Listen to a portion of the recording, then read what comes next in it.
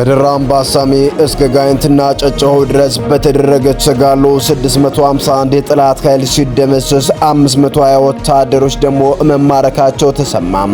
6 ድሽቃ መሳሪያን ጨምሮ 20 ብሬን፣ 1104 ክላሽ፣ 44 ተሽከርካሪ፣ ከ500 ሺህ በላይ የተለያየ አይነት ተተኳሽ፣ 64 መገናኛ ሬዲዮን፣ 500 የእጅ ቦምብ በፋኖ ቁጥጥር ስር መዋሉም ተረጋገጠም። ፋኖ አጥፍቶ ጠፊ ድሮኖችን ታጥቆ በጠላት ላይ ጠንካራ ጥቃት እየፈጸመ መሆኑንም አስታወቀም። በሱዳኑ ጦርነት ከአምዳጋሎ ጎን ተሰልፎ ሲዋጋ የነበረው የአብይ አህመድ መንግስት ድሮን ተመቶ መውደቁም ተሰማም። እስከ መጨረሻው ድረስ አብራችሁን ከሆናችሁ እነኝና መሰል መረጃዎችን በዝርዝርም ታደምጡታላችሁ። እናንተም ድምጻችን ለዓለም እንዲሰማ ላይክ፣ ሼር እንዲሁም ሰብስክራይብ በማድረግ ቤተሰብ ይሁኑ። ያን ቀጥታ ወዳገኘናቸው መረጃዎች አለፍን። አብራችሁን ቆዩ። ምኒልክ ህዝብ በጋይንት ግንባር በዙ ምክትል ወታደራዊ አዛዥ አርበኛ 50 አለቃ ወንድሙ ማሩ የተመራ ተጋድሎ በማድረግም የሜጀር ጀነራል ውባንታ ባተ ሁለተኛ የሙት ዓመት መታሰቢያ በሆነው ተጋድሎ ምኒልክ ህዝብ በዙ ምክትል ወታደራዊ አዛዥ በሆነው በአርበኛ 50 አለቃ ወንድሙ ማሩ መሪነት ከሁለት ኮሮች የተውጣጣ ኃይል አንጸባራቂ ድልም ተቀዳጅቷል። በዙ ስር 303ኛ ኮር 81ኛ እና 16ኛ ክፍለ ጦር ባደረጉት ተጋድሎ 53 የአድማ ብተናና 20 ሚኒሻ በአጠቃላይ 73 ምርኮኛ የአገዛዙ ወታደሮችም ተማርከዋል። ከ105 በላይ ክላሽ፣ ከ3000 በላይ የክላሽ ተተኳሽ፣ ከ1500 በላይ የብሬን ተተኳሽም ተማርኳል። በተመሳሳይም በ106ኛ ኮር ተጋድሎ በምርኮ የተገኘም ሁለት የብልጽግና አመራሮችን ጨምሮ አጠቃላይ 27 ምርኮኛ፣ 25 ክላሽ እንዲሁም 15 የወገብ ትጥቅም ከ2000 በላይ የክላሽ ተተኳሽም ተማርኳል። ከዚሁ ሳንወጣ ከድራ አምባሳሜ እስከ ጋይንትና ጨጨሆ ድረስ በተደረገ ተጋድሎ 651 የጠላት ኃይል ሲደመሰስ 520 ወታደሮች ደግሞ መማረካቸው ተሰምቷል። 6 ድሽቃ መሳሪያን ጨምሮ 20 ብሬን፣ 1104 ክላሽ፣ 44 ተሽከርካሪ እንዲሁም ከ500 ሺህ በላይ የተለያዩ አይነት ተተኳሾችም መማረካቸውም ተሰምቷል። እንዲሁም 64 መገናኛ ሬዲዮን፣ 500 የእጅ ቦምብ በፋኖ ቁጥጥር ስር መዋሉም ተረጋግጧል። ፋኖ አጥፍቶ ጠፊ ድሮኖችን ታጥቆ በጠላት ላይ ጠንካራ ጥቃት እየፈጸመ መሆኑንም አስታወቀም። ለአማራ ፋኖ ታጋዮችና ደጋፊዎች አዲስ ብስራት ይዘን መጥተናል። የአማራ ፋኖ ብሔራዊ ንቅናቄ ሸዋ ጠቅላይ ግዛት እዝ አየር ኃይል ክፍል ላለፉት 3 ዓመታት በተሰማራቸው ቀጠናዎች በሙሉ በጠላት ሜካናይዝድ ጦር አየር ወለድ ኮማንዶም እንዲሁም እግረኛ ሰራዊት የአገዛዙ ካምፕና ሎጂስቲክ ማከማቻ ላይ በተጠና መልኩ ስኬታማ ጥቃቶችንም ፈጽሟል። የሸዋ ጠቅላይ ግዛት እዝ ከትግሉ መታወጅ ማግስት ጀምሮ የጠላት ኃይል ለመምታት የተጠቀመበትና በአማራ ፋኖ ትግል ውስጥ የመጀመሪያ የሆነውን ድሮን ቴክኖሎጂ በመጠቀም በርካታ ድሎችን ሲያስመዘግብ የቆየ ቢሆንም የአገዛዙን የትኩረት አቅጣጫ ለማሳትና የወገን ጦር ተገማችነትን ለማራቅ በሚል በሚስጥር ተይዞ ቆይቷል። በመሆኑም የአማራ ፋኖ ትግል ይፋዊ አንድነት መታወጅና ወጥ ድርጅታዊ መዋቅሮችን ከመፈጠራቸው ባሻገር በድርጅታችን አማራ ፋኖ ብሔራዊ ንቅናቄ ቴክኖሎጂና ምህንድስና መምሪያ ክፍል ዘርፍ መኖሩን ታሳቢ በማድረግ ለመላው ህዝባችን እንዲሁም ደጋፊዎቻችን ይፋ ማድረግም አስፈላጊ ሆኗል። የጦር ጠበብቶች፣ መሐንዲሶችና መምህራኖች፣ ጋዜጠኞች፣ ዶክተሮች፣ ተመራማሪዎችና ታላላቅ ምሁራኖች አቅፎ የአማራ ትግል በፊት አውራሪነት እየታገለና እያታገለ የሚገኘው በራስ መከተው ማሞ የሚመራው የሸዋ ጠቅላይ ግዛት ህዝብ አማራ ጸሎ ወደድ መራሹ የብልጽግና ስርዓት ላይ በጀግና የፖለቲካ ሊቆችና በጠንካራ ወታደራዊ ክንፍ በኩል በሚያሳርፈው ጠንካራ ስርዓቱን በማፍረስ ረገድ ትልቅ ታሪካዊ አሻራውን ተወጥቷል፣ እየተወጣም ይገኛል።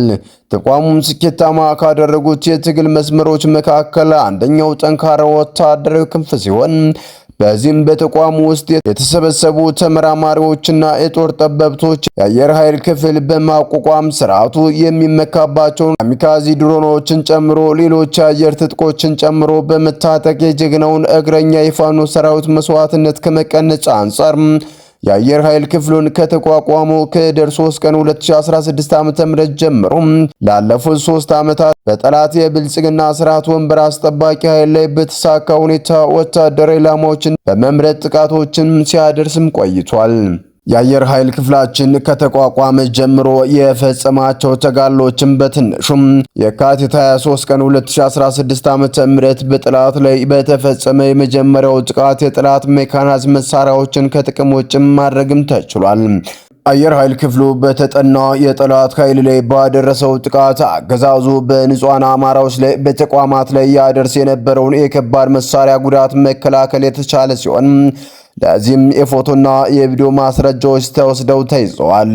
የሸዋ ጠቅላይ ግዛት ህዝብ ዋና አዛዥና የአማራ ፋኖ ብሔራዊ ንቅናቄ ተቀዳሚ ምክትል ሊቀመንበር ራስ መከተው ማሞ የሸዋ ጠቅላይ ግዛት ህዝብ አየር ኃይል ክፍሉን የጎበኘና መልእክት ያስተላለፈ ሲሆን በመልእክቱም ካለፉት 50 ዓመታቶች ወዲህ አማራ በተለየ መልኩ የገጠመውን የህልውና አደጋ ለመቀበል የአማራ ልጆች ዋጋ እየከፈሉም ይገኛሉ። እናንተም ጀግና ሳይንቲስቶች፣ ፋኖች ያለምንም የሀገራችን ድጋፍ በራሳችን ኢኮኖሚ፣ በራሳችን እውቅና የፈጠራ ጥበብ ተጠቅማችሁ የአየር ኃይል ክፍል እንዲቋቋምና ለእግረኛ ፋኖ ሰራዊት የአየር ሽፋን በመስጠት ትልቅ ድጋፍ በማድረጋችሁ የከበረ ምስጋናዬን አቀርባለሁ። ነገ የተሻለ አቅም እንዲኖራችሁ እንደ ድርጅት እገዛ እናደርጋለን ሲልም በጉብኝቱ መልእክቱንም አስተላልፏል። በትናንትናው ዕለት ደግሞ ጠላት ከደንበጫና ማኑኤል ከተማ በመነሳት በተለይ አቅጣጫ የተንቀሳቀሰ ሲሆን በቴዎድሮስ 109ኛ ኮር 99ኛ ክፍለ ጦር አናብስቶችም ሲገረፍ ውሏል። አውደ ውጊያው ከጠዋቱ 12 ሰዓት ጀምሮ ሙሉ ቀን የተደረገ ሲሆን ጠላት ኔትወርክ በመዝጋት ሽንፈቱን ለመደበቅ ቢሞክርም እንደ ነበልባሎቹ 99ኛ ክፍለ ጦር በርካታ የጠላት ኃይል በመደምሰስ ለጊዜው ቁጥሩ በውል ያልታወቀ የነፍስ ወከፍ ክላሽንኮቭ መሳሪያ መማረክም ተችሏል። በተያያዘ መረጃ በሰሜን አማራ ቀጠና ጓላ ከተማ በተደረገ ተጋድሎ በርካታ የጠላት ብልጽግና ወታደሮች መደምሰሳቸው ታወቀ። ዛሬ ከንጋት ጀምሮ በአራት ግንባሮች በተደረገ ተጋድሎ የፋኖ ኃይሎች በፈጸሙት ስሞ የመምታትና የጦር ታክቲክ የጠላትን አከርካሪ በመስበር ነው ድልም የተቀዳጁት። በዚህ ማጥቃት ፋኖ ከቡድን መሳሪያዎች ጀምሮ እስከ ከባድ መሳሪያዎች በጠላት ላይ ተጠቅሞ ውጊያው በበላይነት በመምራት ነው የጠላት ኃይል አይቀጡ ቅጣት በመቅጣትም ለድልም ያበቃው። በኦሮሚያ ክልል ከተሰማራው የአገዛዙ ወታደራዊ ኃይል መካከል ከመስመራዊ አዋጊ ጀምሮ የአማራ ተወላጅ ወታደራዊ አዛዦች በተደራጀ ቡድን እየተገደሉ መሆኑ ተሰማ። በማዕከላዊ እዝ የአማራ ተወላጅ የሆኑ 10 የሬጅመንት አዛዦች፣ 3 ምክትል የሬጅመንት አዛዦች፣ 5 የሻምበል አዛዦች ሲገደሉ ገዳዩ ቡድን በቡ የተደራጀ በዛው በዙ ውስጥ የሚገኝና በዙ አዛዦች የሚመራ ነው ብለዋል።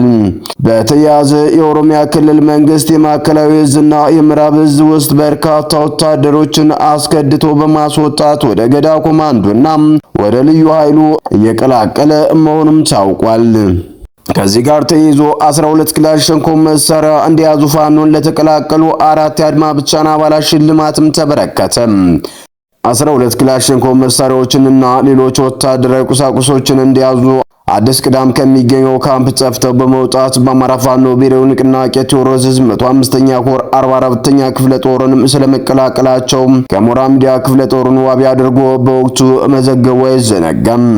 እስራኤል ኢየሱስ፣ ሞገስ እሸቴ፣ አበበ መልካሙ፣ ሞገስ ክንዱ፣ አድማሱ የተባሉ 4 የአድማ ብተና አባላት በጋራ በመሆን 12 ክላሽንኮቭ መሳሪያ ከነሙሉ ተተኳሹና ትጥቁ እንዲሁም ሌሎች ወታደራዊ ቁሳቁሶችን እንደያዙ መጋቢት 1 ቀን 2018 ዓ.ም ማርፈጃውን ፋኖን መቀላቀላቸውን ነው ከሞራ ሚዲያ በወቅቱ በሁሉም የማህበራዊ ትስስር ገጾችም ያስነበበው። 4ቱ የአድማ ብተና አባላት ስለ ወገናቸው የአማራ ሲሉ ያገዛዙን ጸረ አማራነትና ሀገር አውዳሚነት አካሄድን ተቃውሞ ፋኖን በመቀላቀላቸው ከአማራ ፋኖ ብሔራዊ ንቅናቄ ሊቀመንበር አርበኛ ዘመነ ካሴ የአርበኝነት የምስክር ወረቀትን ጨምሮ የገንዘብ ሽልማት እንደተበረከተላቸው ከሞራ ሚዲያ ከ105ኛ ኮር ህዝብ ግንኙነት ክፍልም ለማረጋገጥም ችሏል። ሽልማታቸውን የቴዎድሮስ ዕዝ አመራሮችና የ44ኛ ክፍለ ጦር አመራሮች እንዲሁም በኮሩ ስር የ55ኛ ክፍለ ጦር አመራሮች በተገኙበትም ተቀብለዋል። በሽልማቱ ላይ ተገኝቶ መልእክት ያስተላለፈው በቴዎድሮስ ዕዝ የመቻ መምሪያ ምክትል ኃላፊ መቶ አለቃ ማርቆስ አሞኝም ከጠላት ጎን ወገናችሁን የአማራን ህዝብ የምትወጉ የአማራ ተወላጆች እንደ ወንድሞቻችሁ በየትኛውም አጋጣሚና ሰዓት ብትመጡ ቤታችን ክፍት ነው ብለዋል። ከዚህ ውጭ ይህንን እድል በማይጠቀሙት ላይ እርምጃችን ተጠናክሮ ይቀጥላል ሲልም ተናግሯል። ሌላኛው በሽልማቱ ወቅት መልእክት ያስተላለፈው የ44ኛ ክፍለ ጦር የአደረጃጀት ዘርፍ ኃላፊ አርበኛ በላይ አሰፋም የሰራችሁ ጀብድ ለሌሎች ሆዳም አማራዎች ትምህርት የሚሰጥ ስለሆነም ሌሎች በተሳሳተ መንገድ ሄደው ወገናቸውን የሚጨፈጭፉ አማራዎች ከናንተ ብዙ መማር አለባቸው ማለቱን ኮሩ በሕዝብ ግንኙነት ክፍሉ በኩልም ባወጣው መረጃም አስታውቋል።